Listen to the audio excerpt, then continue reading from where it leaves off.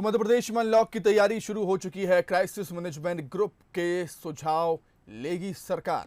प्रभारी मंत्री अपने अपने जिलों का दौरा करेंगे, अपने अपने जिलों की स्थिति का जायजा लेकर सरकार के सामने उसको रखेंगे। पहले चरण में नहीं खुलेंगे कोचिंग, सिनेमा हॉल और मॉल। 1 जून से चरणबद्ध तरीके से एमपी खुलना शुरू हो जाएगा अगर हालात काबू में रहे तो, क्योंकि प्रभारी मंत्री हैं वो अपने अपने जिलों का दौरा करेंगे, अपने अपने जिलों की हालात देखेंगे, किस तरीके से जिलों में हालात बन रहे हैं और उन हालातों को सरकार के सामने रखेंगे, सीएम के सामने रखेंगे, जिसके बाद उन जिलों को खोलने का, अनलॉक करने का फैसला लिया जाएगा। और पहले चरण में जैसा कि हम सब जानते हैं कोचिंग, सिनेमा हॉल और मॉल नहीं खोले जाएंगे।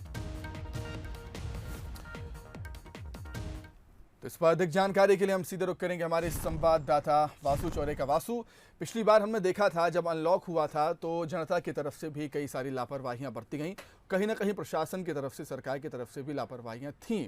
लेकिन अब जो अनलॉक हो रहा है उसको ध्यान में रखते हुए लापरवाहियां ना हो, इसके लिए अलग से प्लान तैयार करना होगा सरकार को, क्योंकि लापरवाहियों का नतीजा हमारे सामने था।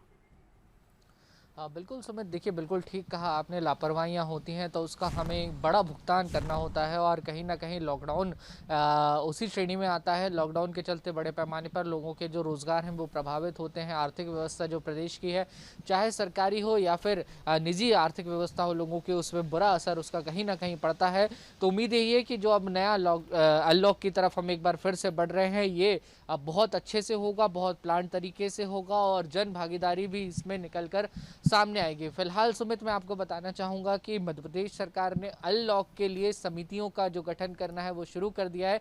ग्रुप ऑफ जो मिनिस्टर्स है वो बना दिया गया है, जो आने वाले समय में रणनीति तय करेंगे। अस्पतालों में व्यवस्थाओं से लेकर अनलॉक किस तरीके से हो, आपको बताना चाहूँगा कि ग्रुप ऑफ मिनिस्टर में मंत्री विश्वास सारंग, प्रभुराम चौधरी, भारत सिंह कुशवाहा, इंदर सिंह परमार, रामकिशोर कावरे, ब्रजेंद्र सिंह यादव और ओपीएस भदौरिया को शामिल किया गया है। इन मिनिस्टर्स के अलावा जो सारे जिलों की क्राइसिस मैनेजमेंट ग्रुप्स हैं, जो क्राइसिस मैनेजमेंट ग्रुप्स बनाए गए हैं, वो अपने अपने जिलों में संक्रमण की क्या स्थिति है, कितनी चीज़ों को फिलहाल खोला जा सकता है, कौन सी सर्विसेज शुरू की जा सकती हैं, इसकी एक विस्तृत रिपोर्ट बनाएंगे और विस्तृत रिपोर्ट बनाकर सरकार को सौंपी जाएगी और भोपाल लेवल पर सौंपी जाएगी। और उसके बाद जो भोपाल के आला अधिकारी हैं, जो मंत्री हैं, जिन्हें जिलेवार जिम्मेदारी दी गई है, वो डिस्ट्रिक्ट मैनेजमेंट कमिटीज़ जो हैं, क्राइसिस मैनेजमेंट कमिटीज़ जो हैं, उनके साथ समन्वय स्थापित करेंगे और धीरे धीरे फिर जो है हम अनलॉक की ओर कदम बढ़ाएंगे। तो उम्मीद यही है कि जो तमाम सारी प्लानिंग्स हैं ये काम आएंगी। और मुख्यमंत्री शिवराज सिंह चौहान ने जैसा कि कल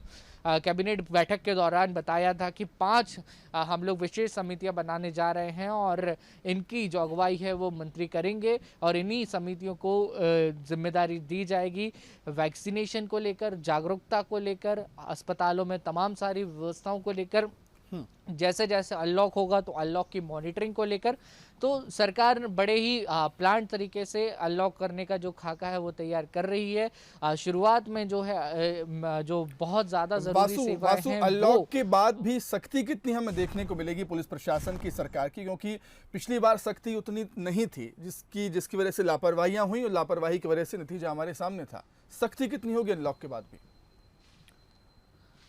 बिल्कुल सुमित, देखिए सख्ती जो है वो अनलॉक के बाद भी जारी रहने वाली है, क्योंकि डिसिप्लिन बहुत ज़्यादा मैटर करता है। जिस तरीके का माहौल अभी है, जिन चीज़ों को छूट है, जिन लोगों को छूट है और जिन सर्विसेज के लिए छूट है, सिर्फ वही लोग अपने घरों से बाहर निकल रहे हैं, अपने काम पर जा रहे हैं।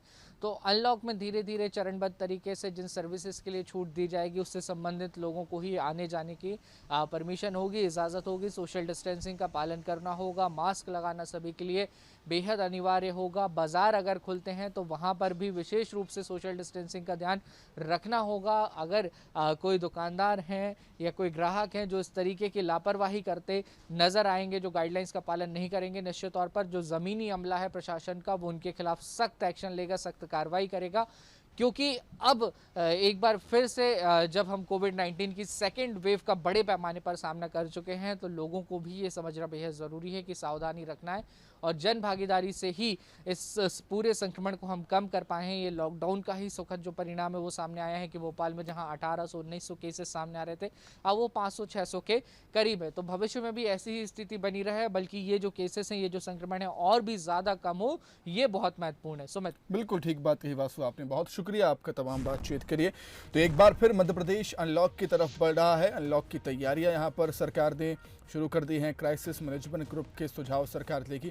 प्रभारी मंत्री अपने अपने ज़िलों का दौरा करेंगे। लेकिन एक बार फिर जिम्मेदारी, एक बड़ी जिम्मेदारी जनता के ऊपर, हमारे ऊपर भी आ जाती है, क्योंकि जब अनलॉक प्रदेश होगा धीरे धीरे तो हमें लापरवाही बिल्कुल भी नहीं बरतनी है, क्योंकि लापरवाही बरतने का नतीजा हमने देखा है सेकेंड वेव में किस तरीके से मौत का तांडव कोरोना का हमें देखने को